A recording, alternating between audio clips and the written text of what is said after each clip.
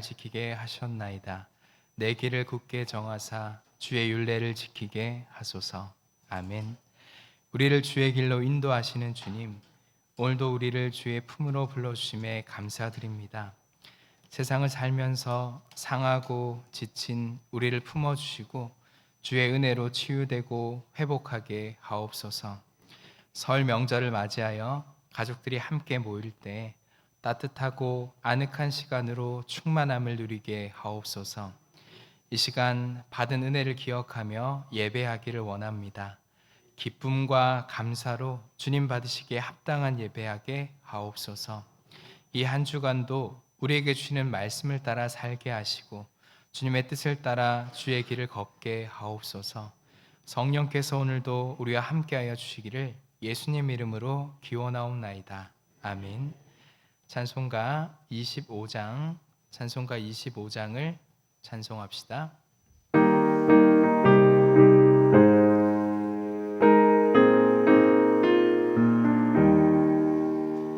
멸류관 벗어서 죄 앞에 드리세.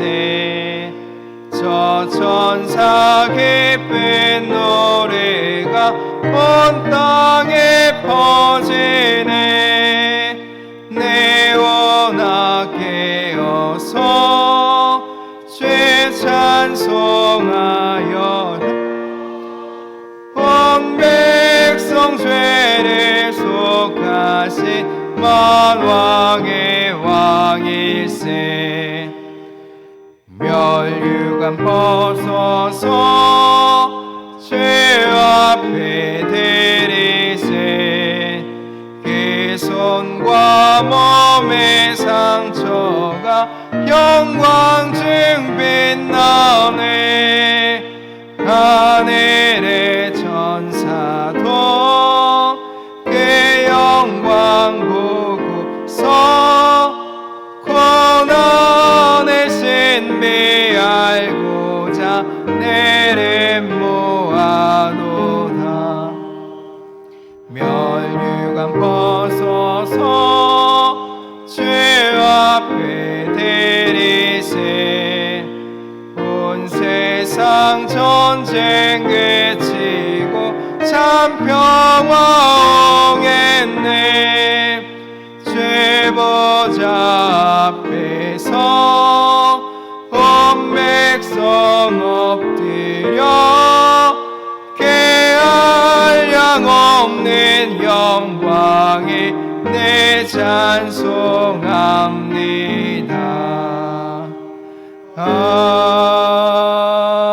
아멘.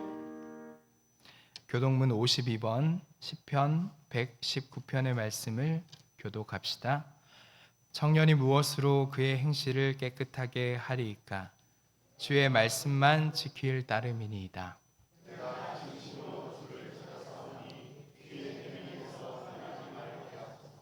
내가 주께 범죄하지 아니하려 하여 주의 말씀을 내 마음에 두었나이다.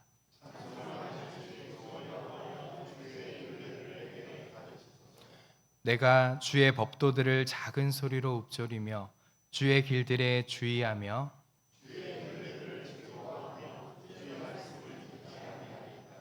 주의 법이 나의 즐거움이 되지 아니하였다면 내가 내 고난 중에 멸망하였으리이다.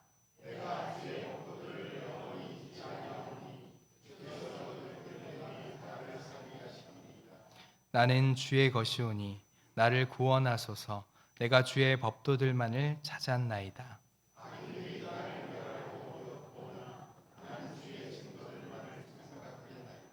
내가 보니 모든 완전한 것이 다 끝이 있어도 주의 계명들은 심히 넓으니이다.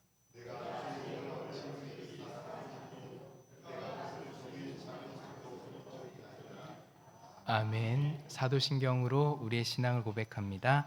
전능하사 천지를 만드신 하나님 아버지를 내가 믿사오며 그 외아들 우리 주 예수 그리스도를 믿사오니 이는 성령으로 잉태하사 동정녀 마리아에게 나시고 본디오 빌라도에게 고난을 받으사 십자가에 못 박혀 죽으시고 장사한 지 사흘 만에 죽은 자 가운데서 다시 살아나시며 하늘에 오르사 전능하신 하나님 우편에 앉아 계시다가 저리로서 산 자와 죽은 자를 심판하러 오시리라. 성령을 거룩한 공회와 성도가 서로 교통하는 것과 죄를 사하여 주시는 것과 몸이 다시 사는 것과 영원히 사는 것을 믿사옵나이다. 아멘.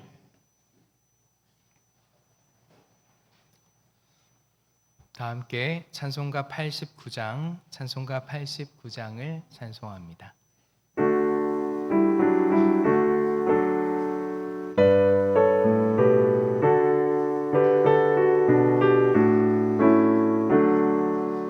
샤론의 꽃 예수 나의 마음에 거룩하고 아름답게 피소서. 내 생명의 참사랑 향기로 간내마다 풍겨나게 하소서. 예수 샤론의 꽃 나의 마음의 사랑으로 피소서. 샤론의 꽃 예수 이 세상에서 어느 꽃과 비교할 수 있으랴. 나의 삶이 별같은 은혜와 사랑으로 가득하게 하소서. 예수 샤론의 꽃 나의 맘의 사랑으로 피소서. 샤론의 꽃 예수 모든 질병을 한이 없는 내 영예로 고치사 고통하며 근심 예게 계시리와 소망 내려주소서. 예수 샤론의 꽃 나의 맘의 사랑으로 피소서. 샤론의 꽃 예수 길이 피소서. 주의 영광이 땅 위에 가득해 천하 만민 주님 앞에 엎드려 경배하며 영광 돌릴 때까지. 예수 샤론의 꽃 나의 맘의 사랑으로 피소서. 전옥진 안수집사님 나오셔서 기도하겠습니다.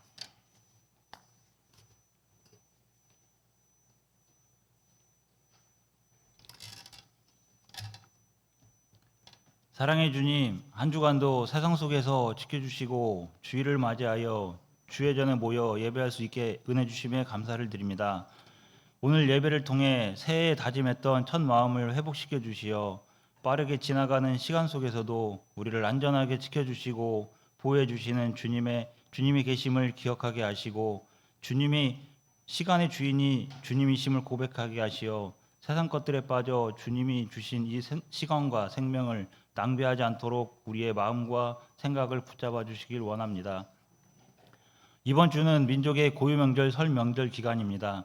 오가는 길 안전 사고 일어나지 않게 성령 하나님 지켜주시옵고 고향 부모, 형제, 친척을 만나는 재회의 기쁨과 설레는 마음으로 고향을 찾는 사람들에게 믿음의 자녀로서 본을 보이는 말과 힘이 되는 말을 하게 하시고 형제들 간에 다툼이 없게 하시어 쉼을 통해 다시금 세상 속에서 한 걸음 더 전진해 나갈 수 있는 힘을 얻어 돌아가는 시간들 되게 하여 주셔서 믿지 않는 가족들에게 복음을 전할 수 있는 전도의 기회가 되게 하여 주옵소서. 올 한 해 우리 교회의 표어는 예배와 교육으로 모이고 봉사와 선교로 흩어지는 교회가 되자입니다. 올 한 해 이 표어처럼 모이고 흩어지는 일에 우리 성도님들 마음이 하나 되게 도와주시옵시고 우리 교회가 올 한 해 성도 간의 사랑이 넘치며 이웃을 섬기는 따뜻한 교회가 되게 도와주셔서 우리 교회가 사랑의 열매가 가득 차고 넘칠 수 있는 복을 주시길 원합니다. 또한 말씀을 통해 우리 삶의 기준과 가치관이 변화되게 하시고 찬양을 통해 우리의 입술로 주님을 찬양하게 하시며 기도를 통해 나의 힘으로 살지 않게 하시고 주님이 주시는 은혜로 살아가고 있음을 알게 하는 시간 되게 하여 주시옵고 우리의 손과 발로는 이웃을 위해 봉사와 헌신하는 삶, 주님이 기뻐하시는 일에 쓰임 받을 수 있게 하여 주시어 세상 사람들과는 차원이 다른 삶을 살아 그리스도의 향기가 나는 삶 살아가게 하옵소서. 오늘도 단위에 세우신 담임 목사님을 성령 하나님 인도하여 주시옵고 영육 간의 강건함과 성령의 충만함을 더하여 주시사 성령의 신령한 말씀을 증거하실 때 우리의 마음 문을 열어 주시사 우리의 마음이 변화되고 치유되는 은혜의 시간이 되게 하여 주옵소서. 준비된 찬양을 올려드리는 오케스트라의 찬양을 받아 주시사 그들의 섬김을 하늘의 신령한 복으로 채워 주시길 바라며 거룩하신 예수님 이름으로 기도드렸습니다.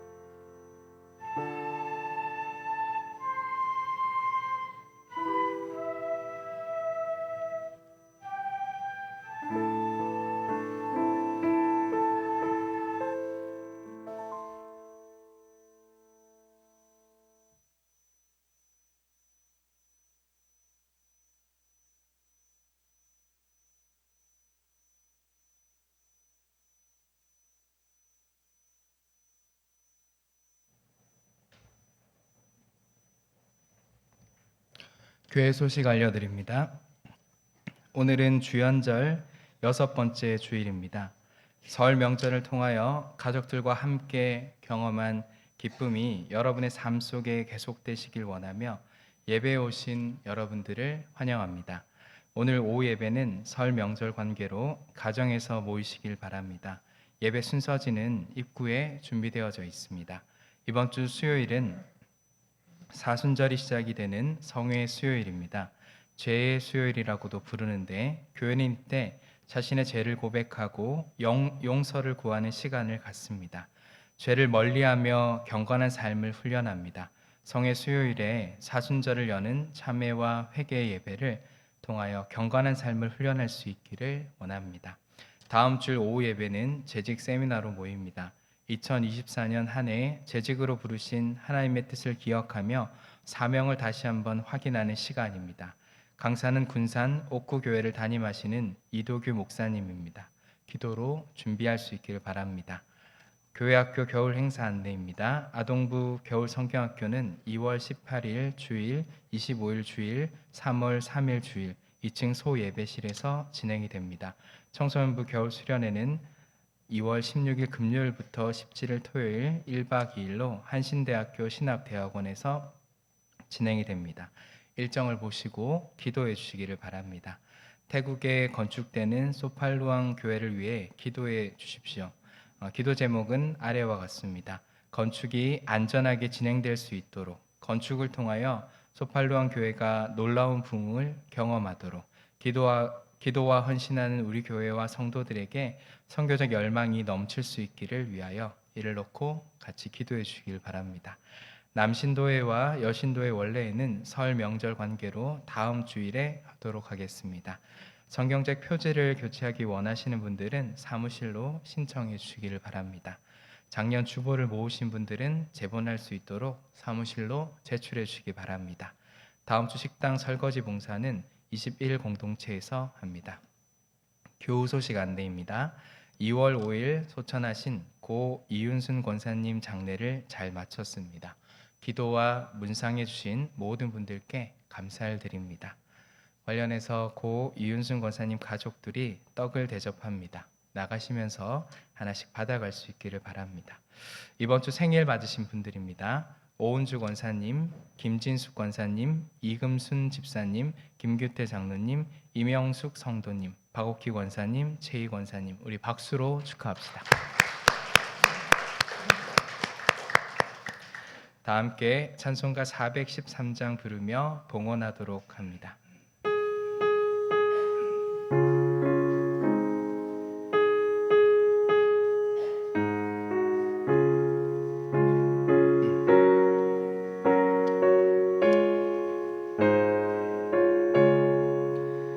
내 평생에 가는 길 순탄하여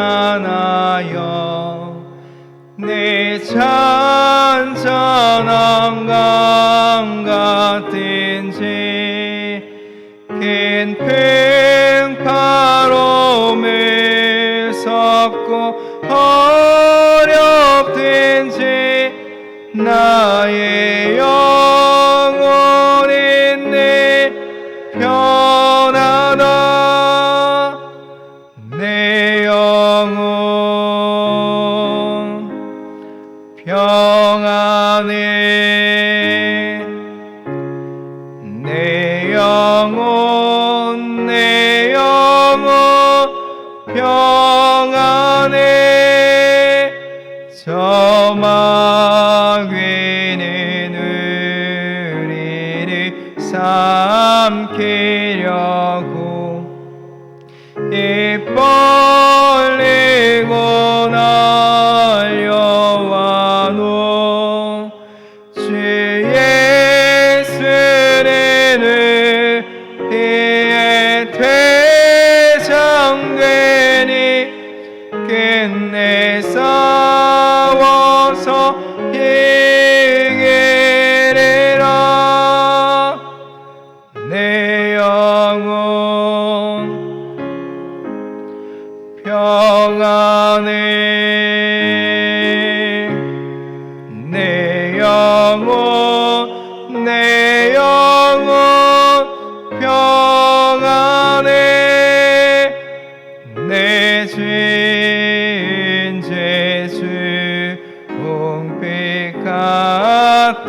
같더라도 주 예수께 따르면 그 십자가 피로써 다시 세상 있는 고난을 정하리라. 내 영혼 평안해. 내 영혼 평안해. 저공 중에 흐름이 일어나면 그 나팔이 울릴 때에 주 오셔서 세상을 심판해도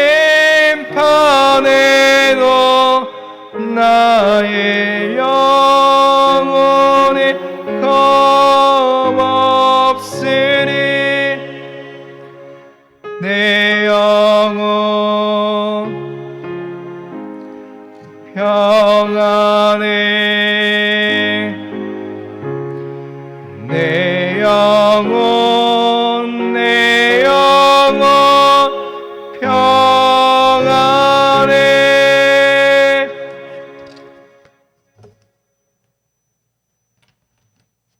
전영희 목사님 감사함을 드렸습니다. 김남희 권사님 생일 감사함을 하나님의 자녀로 살게 하심을 감사합니다. 정규주장로인 친수임 집사님 새해에도 주님의 은혜가 함께하는 온 가족이 되게 하옵소서. 예물 드려서 감사의 은혜에 감사합니다. 하나님 은혜 감사합니다. 남공선이 집사님, 권현순 김정희 권사님 설명절 감사, 주님 은혜 감사드립니다. 진봉원 차일환 권사님, 김영면 최은경 집사님, 이복실 권사님, 성화승 권사님 주님 은혜 감사합니다. 홍성님 권사님, 전정은 전주연 하나님의 감사합니다.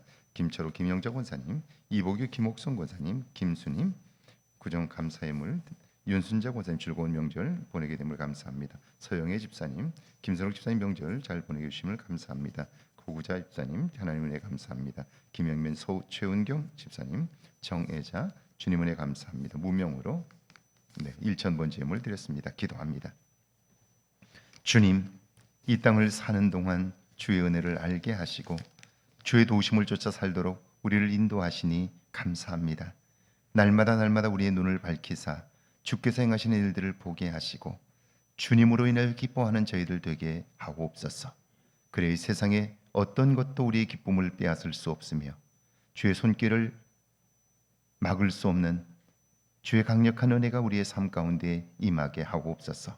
특별히 명절을 맞아 가족들과 기쁨 가운데 만나게 하시고 귀한 시간 갖게 하시니 감사합니다.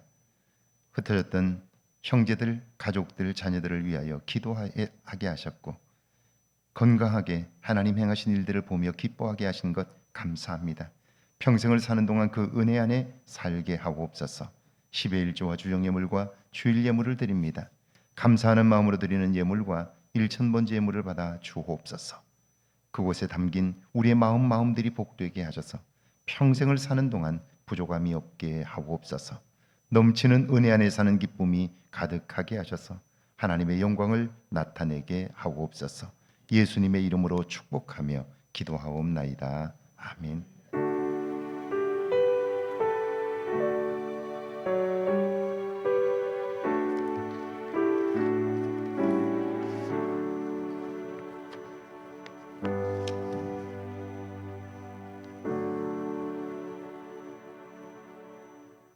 오늘 저에게 주시는 하나님의 말씀은 신약성경 로마서 5장 1절에서 4절까지 말씀, 구약성경 시편 62편 1절에서 5절까지 말씀입니다.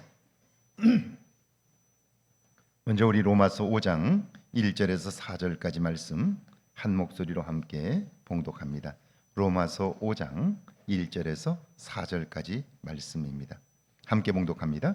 그러므로 우리가 믿음으로 의롭다 하심을 받았으니 우리 주 예수 그리스도로 말미암아 하나님과 화평을 누리자.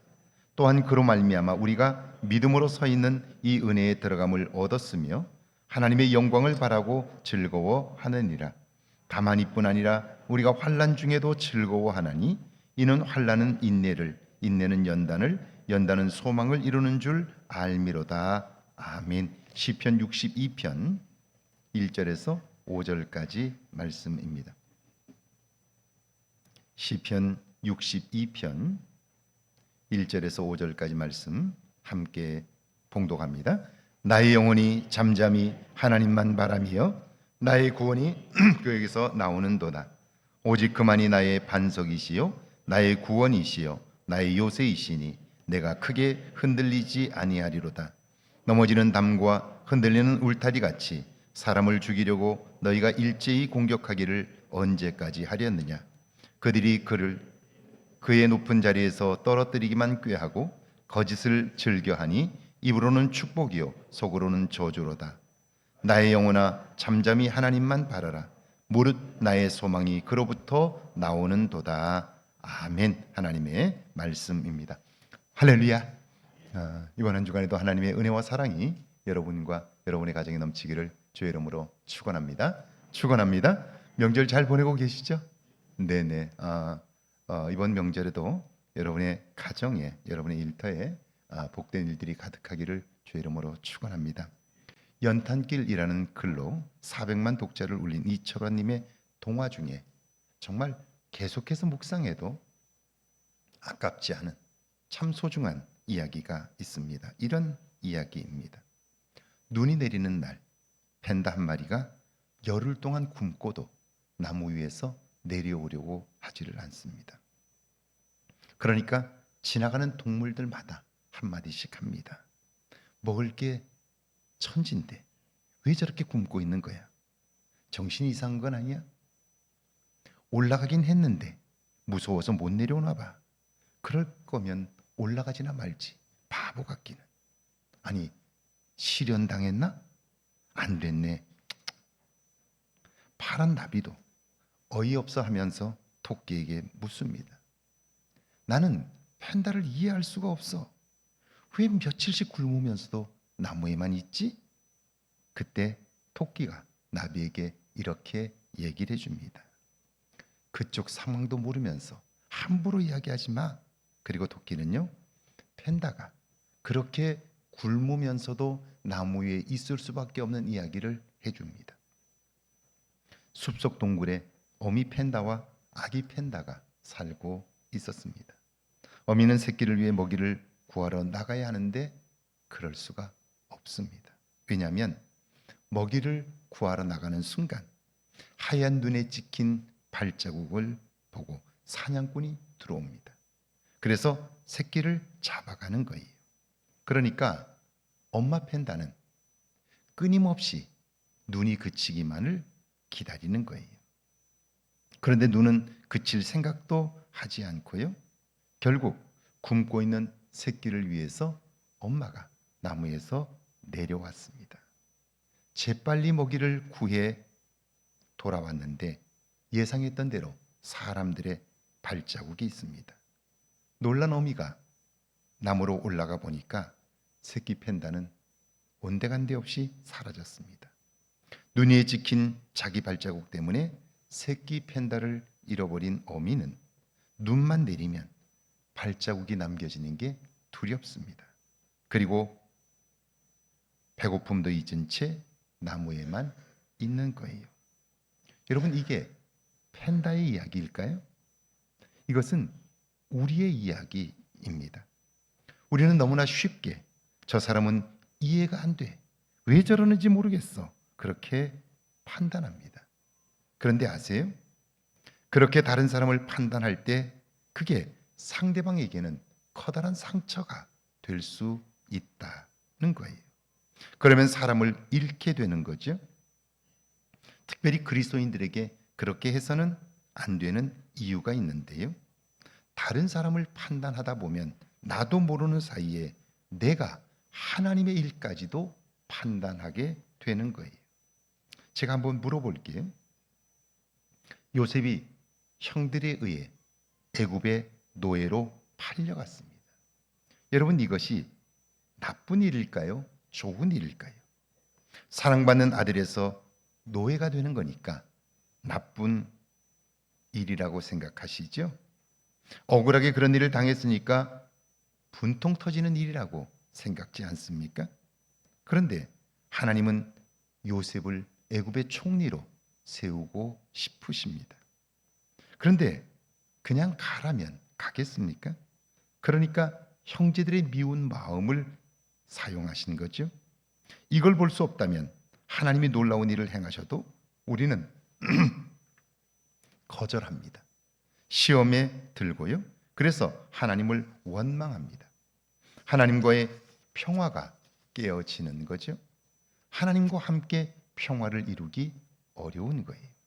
오늘 시작의 본문 로마서 5장 1절과 2절인데요. 같이 한번 읽어볼까요? 1절과 2절입니다. 그러므로 우리가 믿음으로 의롭다 하심을 받았으니 우리 주 예수 그리스도로 말미암아 하나님과 화평을 누리자. 또한 그로 말미암아 우리가 믿음으로 서 있는 이 은혜에 들어감을 얻었으며 하나님의 영광을 바라고 즐거워하느니라. 믿음으로 의롭다함을 받은 우리들은 하나님과 화평을 누려야 합니다. 왜냐하면 그래야 그분이 주시는 은혜를 경험할 수 있고요, 기쁨을 누리기 때문입니다. 그래서 하나님과 평화를 누리고 소망 있는 삶, 구원을 경험하는 삶의 첫 번째 단계는요, 하나님과 평화를 이루기 위해서. 왜 평화가 깨지냐면 하나님의 뜻을 구하기 전에 내 판단을 먼저 하기 때문인데요. 그래서 소망의 삶, 구원의 삶의 첫 번째 단계는 바로 인내하는 것입니다. 3절과 4절인데요. 한번 같이 읽어볼까요? 3절과 4절입니다. 다만 이뿐 아니라 우리가 환난 중에도 즐거워하나니 이는 환난은 인내를, 인내는 연단을, 연단은 소망을 이루는 줄 알미로다. 믿음 안에서 인내를 배우게 되면요, 환난 중에도 기뻐할 수 있습니다. 어떻게 해요? 환난은 우리에게 인내를 배우는 기회를 제공해 주고요, 연단의 과정을 통해 하나님이 계획하신 소망에 이르게 하기 때문이죠. 이때 인내라는 말은 무조건 참는다는 뜻이 아닙니다. 이를 악물고 견디는 것도 아닙니다. 이때 인내란 어떤 상황, 어떤 형편에서 나의 판단을 유보하는 겁니다. 좋다, 나쁘다, 내 판단이 서지만 그렇게 마음을 거기에 싣지 않는 거예요. 내 생각은 그렇지만 그러나 그 판단을 유보하는 것, 이것이 바로 인내라는 말의 뜻입니다. 그리스도인이라면 하나님이 계획하신 일을 생각하며 그분의 시각으로 문제를 보는 것을 훈련하는 것입니다. 그렇지 않으면 낭패를 당할 수 있기 때문입니다. 제가 유학생 시절에 가까이 지냈던 집사님이 한 분 계셨습니다. 그분도 이곳 익산 출신입니다. 그분이 사진관을 하셨습니다. 어느 날 집사님에게서 전화가 제게 왔어요. 목사님, 카운터를 보는 직원이 갑자기 그만뒀다고 목사님이 며칠만이라도 이 가게를 좀 봐달라고, 와서 카운터를 좀 봐달라고 부탁을 하는 거예요. 그래서 제가 그 가게에 나가서 그분의 일을 도와드렸습니다.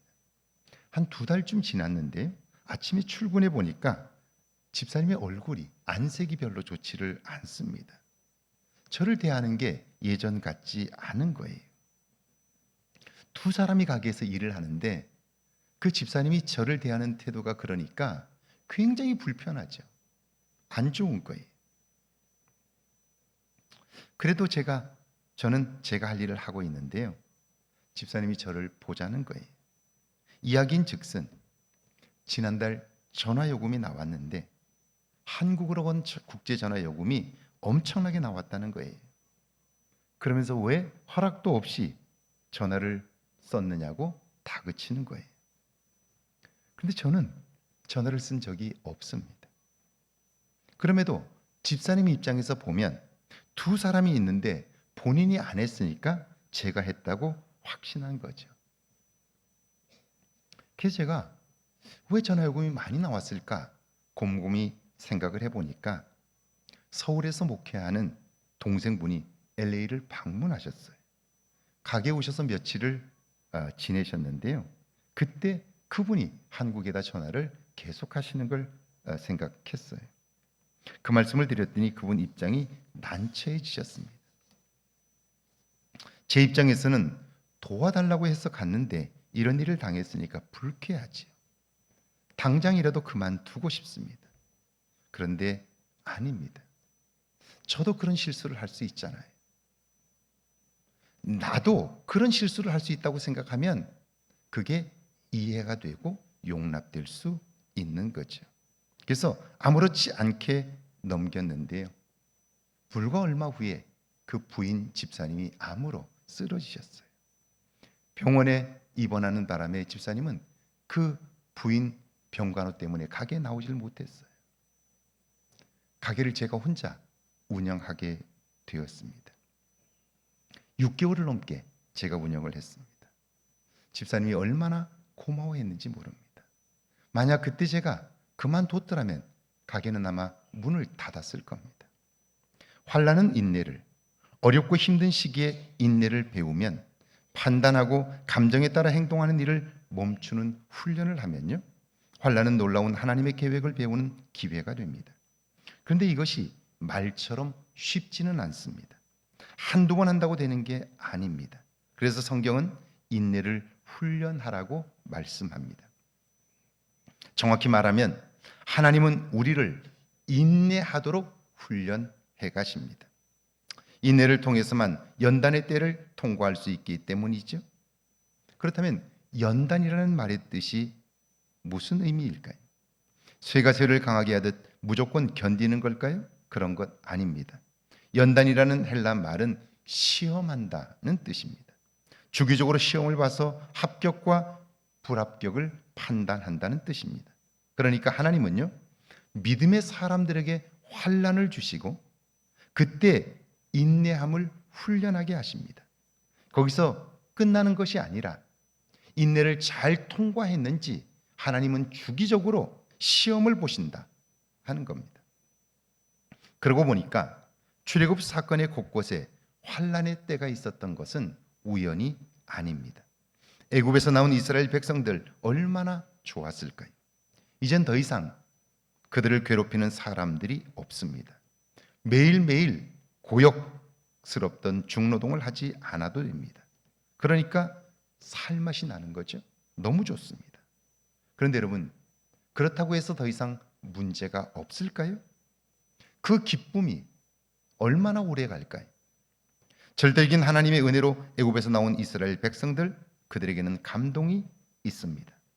하나님은 절대 권력의 사람 바로를 꺾으셨습니다. 자기 백성들을 해방시키셨습니다.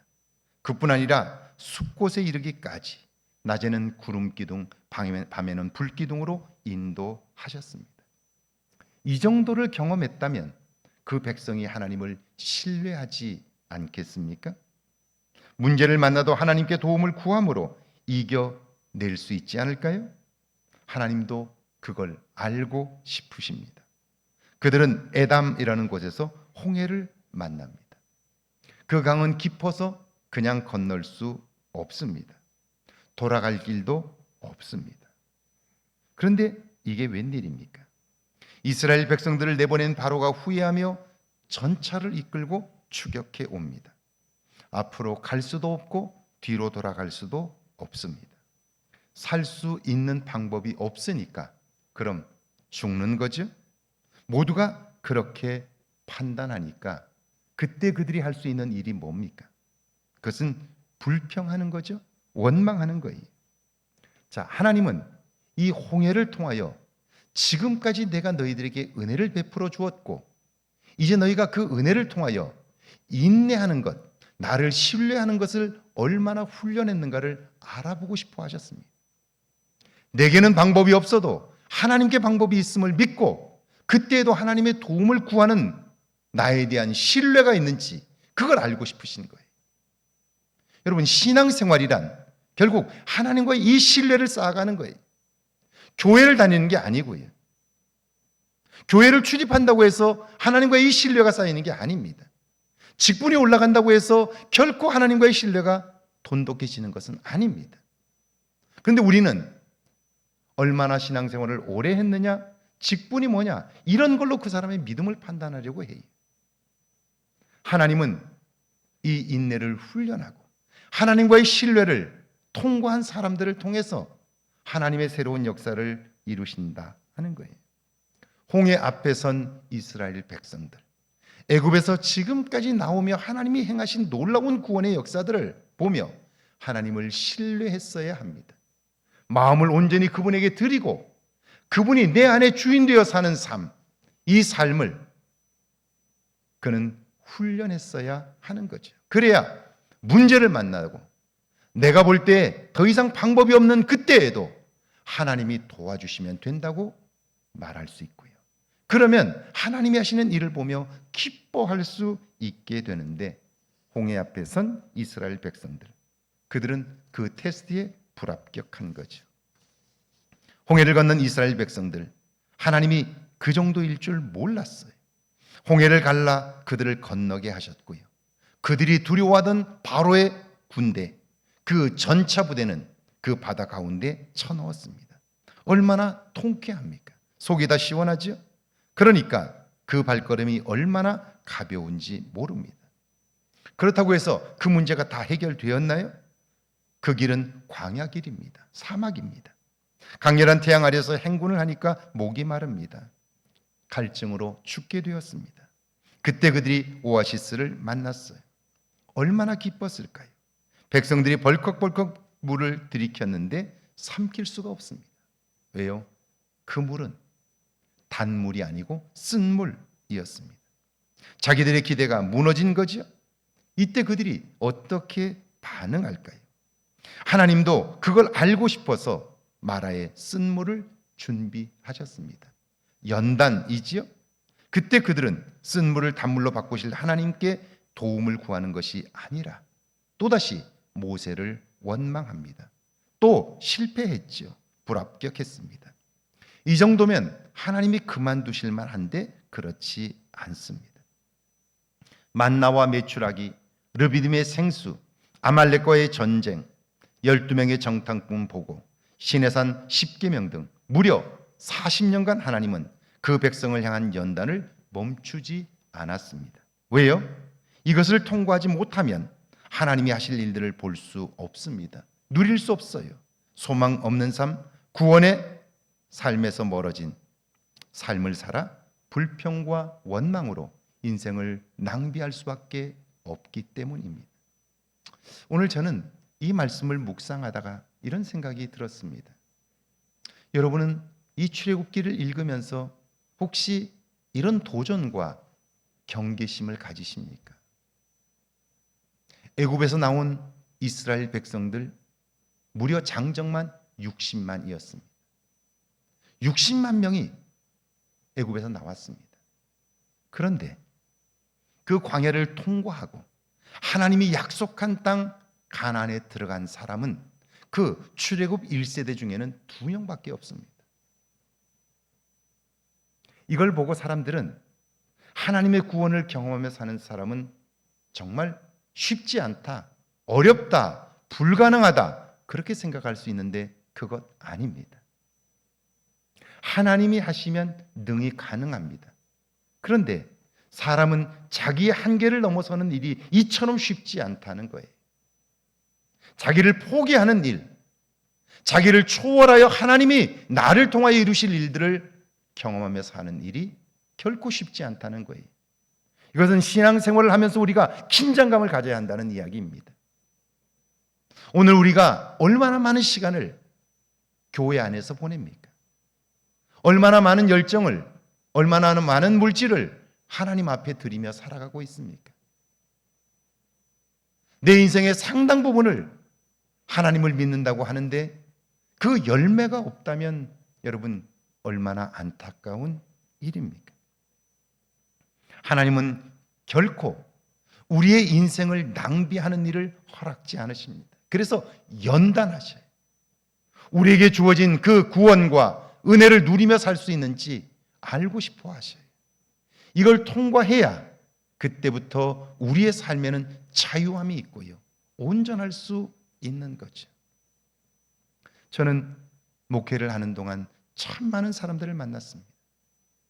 그런데 상당수의 사람들은 교회 안에 있지만 그 구원을 누리지 못하며 살아갑니다.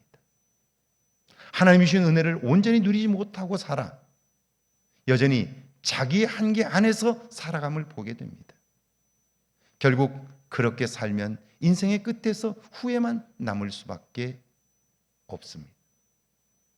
하나님이 기뻐하시는 일은 어떤 경우에도 연단을 통하여 우리의 삶을 하나님께 온전히 맡기면 하나님은 우리의 삶을 빛나게 하십니다.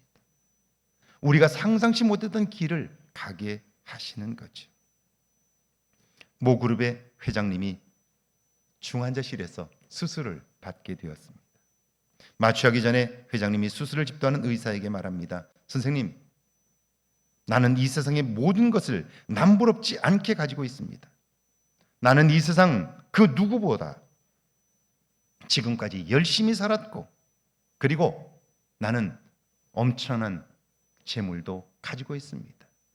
그런데 별것 아닌 건강 하나가 문제입니다 라고 이야기를 해요. 다른 건 다 성공했는데 지금 별것 아닌 사소한 이 건강 때문에 내가 지금 여기에 이 병실에 누워 있습니다. 그런 이야기를 한 거예요. 그 말을 들은 의사 선생님이 대답합니다. 회장님은 건강 하나를 못 가진 것이 아니라 건강과 더불어 모든 것을 잃었습니다 라고 말해줘요. 여러분, 건강 없는 물질을 어디다 쓰며 건강 없는 명예와 권력이 무슨 소용이 있습니까? 이 말은 우리가 신앙생활하면서 하나님을 신뢰하지 못하면서 목사가 무슨 의미가 있습니까? 하나님을 신뢰하지 못하면서 직분이 무슨 소용이 있습니까? 하나님께 맡기지 못하면 작은 문제만 있어도 시험에 들고 넘어지고 자빠지고 다시 일어나지 못하는데 도대체 교회 안에서의 지위가 무슨 의미가 있습니까? 오랫동안 신앙생활했다는 그 연륜의 자랑이 무슨 의미가 있습니까? 하나님을 신뢰하지 못하면, 연단을 통과하지 못하면 결국 그 어떤 것도 우리를 보장해 줄 수 없다 하는 거죠. 그렇습니다. 하나님을 아버지라 부르고 구원을 받았던 노래를 불러도 지금 내 삶의 문제 앞에서 무너진다면 하나님이 계획하신 일들을 이룰 수 없습니다. 그 은혜를 맛볼 수 없고요, 누릴 수 없습니다. 다윗의 위대함이 바로 여기에 있습니다. 그는 억울하게 사울왕의 미움을 받았습니다. 단 한 번도 생각해 본 적이 없는 영모의 주동자가 되어 도망을 다닙니다. 다윗의 입장에서 볼 때 사울은 여러 면에서 옳지 못합니다. 충성을 다한 자신을 죽이려고 하잖아요. 자신의 뜻대로 안 되자 제사장들을 칼로 살해했습니다. 게다가 다윗을 변호하던 요나단까지, 자기 아들까지 죽이려고 합니다. 그러니까 사울 왕은 그 나라를 위해서는, 그 백성을 위해서도, 심지어 하나님을 위해서도 사는 것보다 죽는 게 낫다고 여길 수 있습니다. 다윗 입장에서 보면 사울 왕은 빨리 죽어야 할 사람입니다. 빨리 제거시켜야 할 사람입니다. 드디어 기회가 왔습니다. 다윗을 잡으러 3,000명의 군사를 이끌고 광야로 나온 사울 왕이 해가 져서 그곳에서 수경을 합니다. 다윗이 부하 몇과 함께 사울이 잠든 곳까지 은밀하게 침투합니다. 그때 이제 사울을 죽일 수 있는 기회를 얻게 되자 그의 충성스러운 부하 아비새가 말합니다. 주군, 하나님이 지금 우리에게 이 기회를 주셨습니다. 제가 단번에 사울 왕의 숨통을 끊어놓겠습니다. 그래요. 그게 좋은 일이죠. 그래야 나도 살고 백성도 살고 나라도 살잖아요. 그런데 그건 내 생각입니다. 하나님의 생각은 다를 수 있습니다. 그래서 다윗은 인내합니다. 판단을 유보하는 거죠. 그리고 하나님의 말씀을 떠올립니다. 여호와의 기름 부음 받은 자를 치는 것은 하나님께서 금하시는 것이다. 그래서 그는요, 사울 왕을 죽일 기회를 포기합니다. 세상 사람의 눈으로 보면 정말 바보 같은데, 그런데 그것으로 다윗은 연단을 통과했습니다. 연단을 통과하면 소망의 하나님, 구원을 베푸시는 하나님을 볼 수 있습니다. 그분이 행하실 일들을 알게 되고 그 일에 쓰임받을 수 있습니다. 그 은혜, 소망과 구원을 경험한 다윗이 부른 노래를 들어보세요. 시편 62편 1절과 2절입니다. 같이 한번 읽습니다. 나의 영혼이 잠잠히 하나님만 바라며 나의 구원이 그에게서 나오는도다. 오직 그만이 나의 반석이시요 나의 구원이시요 나의 요새이시니 내가 크게 흔들리지 아니하리로다. 나의 영혼이 잠잠히 하나님만 바라며 문제가 없는 것이 아닙니다. 나를 크게 흔들 만한 문제가 내 앞에 있습니다. 그럼에도 그분만이 나의 반석이며 구원이며 요새이시기에 그분에게만 내 문제에 대한 구원의 해답이 있습니다. 그래서 그분의 도움을 구하는 거죠. 내 속에서는 빨리 충동합니다. 저를 죽이라고. 저를 죽여야 네가 산다고. 그래서 나라를 구할 수 있다고 내 안에 충동이 일어납니다. 빨리 죽이고 싶습니다. 내가 당한 억울한 감정을 생각하면 하시라도 죽여야 합니다. 그래서 내 내면이 흔들리는 거예요. 그때 그 나를 흔드는 그것이 나의 욕망인지 하나님의 뜻인지를 구분하기 위하여 잠잠히 하나님께 바라는 거죠. 하나님이 나를 다스려 주시도록, 그리고 이때 나에게 주시는 하나님의 음성을 기다리는 거죠. 여러분, 그래서 그는 문제 가운데서 하나님의 음성을 들으며 연단을 통과하게 되자 결국 그분만이 나의 반석이며 구원이며 요새이시기에 그분에게만 이 문제에 대한 구원의 해답이 있기에 그분의 도움을 구할 수 있었고요. 그분의 도움을 구하자 그분이 주신 승리로 인하여 내 인생은 탄탄해지는 거예요. 흔들리지 않게 되는 거예요. 여러분, 이런 상황에서도 내 판단을 따라 행동하지 않고 하나님이 기뻐하시는 일을 선택하는 다윗을 보면서 다윗과 함께했던 사람들이 마음이 어떨까요? 아, 저런 사람이라면 내 생명을 바쳐도 좋겠다라고 생각하지 않겠어요? 그리고 다윗을 위하여 목숨을 걸었던 사람들과 함께 여러분, 다윗은 새로운 제국, 하나님이 기뻐하시는 나라를 건설할 수 있게 되었고요. 지금까지 이스라엘 역사상 가장 위대한 왕으로 쓰임받을 수 있게 되었던 거죠. 그래서 3절에서 5절 같이 한번 읽어볼까요? 함께 읽습니다. 넘어지는 담과 흔들리는 울타리 같이 사람을 죽이려고 너희가 일제히 공격하기를 언제까지 하려느냐. 그들이 그를 주의 높은 자리에서 떨어뜨리기만 꾀하고 거짓을 즐겨하니 입으로는 축복이요 속으로는 저주로다. 나의 영혼아 잠잠히 하나님만 바라라. 물은 나의 소망이 그로부터 나오는도다. 물은 나의 소망은 오직 하나님만이 주실 수 있다는 거죠. 그분이 도와주실 때 우리의 삶은 새로워질 수 있다 하는 거예요. 제가 여러분에게 한번 물어볼게요. 여러분이 해결할 수 없는 절박한 문제를 만났을 때 그때 하나님 때문에 마지막까지 소망을 놓지 않는 믿음이, 하나님에 대한 신뢰가 오늘 여러분 속에 있는가를 생각해 보세요. 대부분의 사람들은 작은 어려움만 만나도 해결할 수 없는 문제를 만나면 결국 고민하느라 밤잠을 자지 못하고요. 일도, 가정도, 신앙도 다 뒤로 하고 그 고민에 깊이 빠져버려요. 왜 그럴까요? 이것은 우리가 하나님과의 신뢰가 돈독하지 못하기 때문이에요. 교회를 오래 출입했다고 해서 이 신뢰가 저절로 생기는 건 아닙니다. 하나님과의 신뢰를 쌓아가지 않으면, 인내를 훈련하고 인내를 통하여 연단을 통과하지 않으면 하나님과의 신뢰는 결코 생겨지지 않는 거예요. 저는 제가 목회를 하는 동안 만났던 한 장로님의 이야기를 가슴속에 깊이 새기고 거의 잊지 않고 묵상하고 있습니다. 젊은 날에 30대의 장로님이 되셔서 평생을 애쓰고 힘쓴 분입니다. 그런데 은퇴를 하고 나서 그분이 자기의 삶을 돌아보다가 깜짝 놀란 거예요. 금요일 성령 집회에 참석하셨다가 기도하다가 성령께서 강하게 깨닫게 하셨어요. 그리고 자리에서 기도하다가 그 충격이 얼마나 컸던지 바닥으로 떨어져 버리셨어요. 그리고는 가슴을 치며 뻥 우셨어요. 내 인생 전체를 낭비했다고 그러시는 거예요. 저는 깜짝 놀랐습니다. 그분이 왜 그러는지 몰랐기 때문이죠. 그 집회가 다 끝날 때까지 기다려드렸어요. 그분이 다 기도를 마치시고 나오셨어요. 무슨 일이냐고 제가 당황해서 여쭈었더니 그분이 내가 적어도 30년을 넘게 장로로 살았는데 제가 살아온 삶을 깨닫게 하셨는데 하나님 앞에 얼마나 부끄러웠는지 그리고 얼마나 송구했는지 가슴을 치며 회개했다고 이야기를 하시는 거예요. 그러면서 나는 그게 잘하는 일인 줄 알았다고. 그래요. 그러면서 그분 얘기해요. 나는 내가 35년을 시무장로로 있는 동안 목사님을 7분을 내쫓았다고.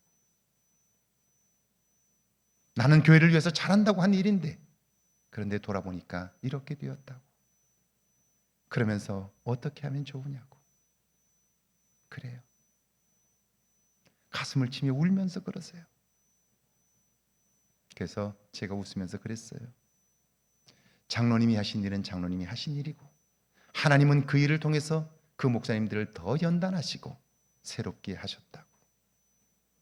다만 지금 장로님의 삶에 장로님의 내면에 기쁨이 있다면 그걸 회복할 수 있다면 하나님은 또다시 장로님을 사용하실 거라고 그렇게 말씀을 드렸어요. 그 장로님에 관한 이야기를 이번 명절에 들었습니다. 그 따님이 제게 들려준 이야기입니다.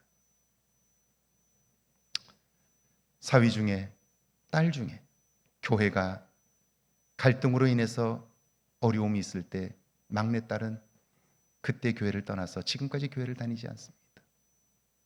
아버지를 기쁘게 하기 위해서 손주, 손자들은 교회를 보내지만 그 두 부부는 교회를 다니지 않습니다.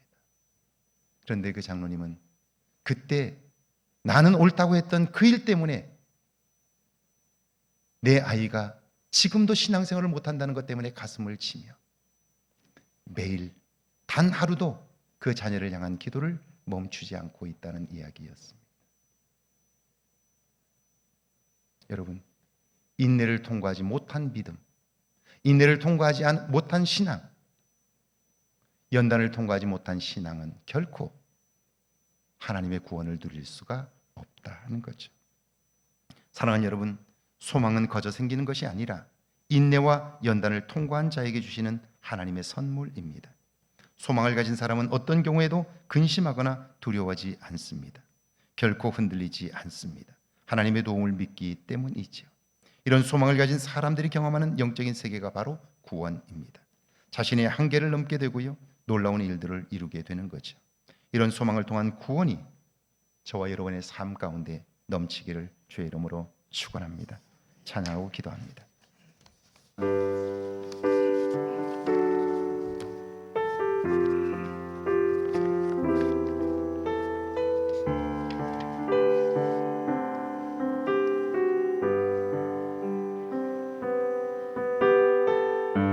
주님과 같이 내 마음 만지는 분은 없네. 오랜 세월 찾아 난 알았네. 내게 주밖에 없네. 주자비 강같이 흐르고 주자비 강같이 흐르고 주 손길 치료하네.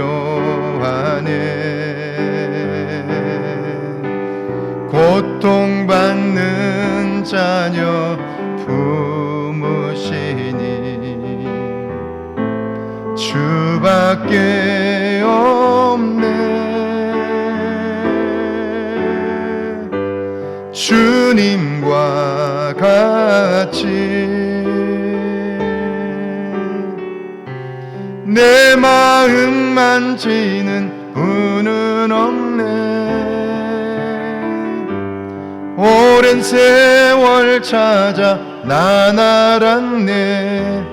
내게 주밖에 없네. 우리 시간 함께 기도하길 원합니다. 나의 믿음은 인내를 훈련한 믿음인지 연단을 통과한 믿음인지 알게 해달라고요. 내 남은 삶 속에 인내를 훈련하며 연단을 통과하는 믿음의 삶을 살아 하나님을 신뢰하며 믿음 안에 살게 해달라고요. 함께 기도합니다.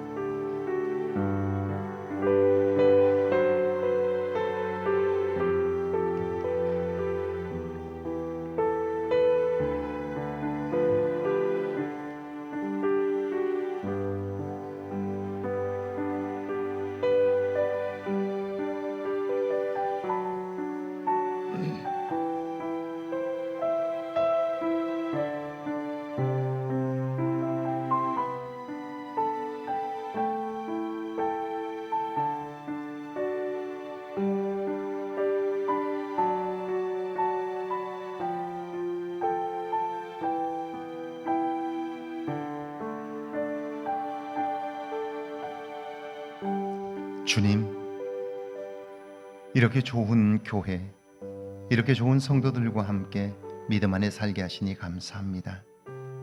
이때에 우리의 신앙이 성장하게 하셔서 인내를 배우며 연단을 통과하여 이제는 하나님을 견고히 신뢰하는 믿음의 삶을 살게 하옵소서.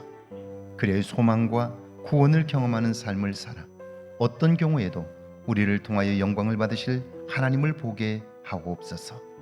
떨쳐 일어나 서게 하시고 하나님께 붙들린 바 되어 아름답고 구원의 삶을 이루어가는 저희들 모두 되게 하옵소서. 지금은 우리 주 예수 그리스도의 은혜와 하나님 아버지의 놀라우신 사랑하심과 성령의 도우시고 함께 하시는 은총의 역사가 이제 인내와 연단을 통과하여 소망과 구원의 삶을 경험하며 살기를 다짐하는 죄 모든 백성들과 가정과 일터와 우리의 교회 위에 우리가 사는 이곳 아름다운 익산과 이 땅과 온 세계 위에 이제로부터 영원토록 함께 계실지어다. 아멘.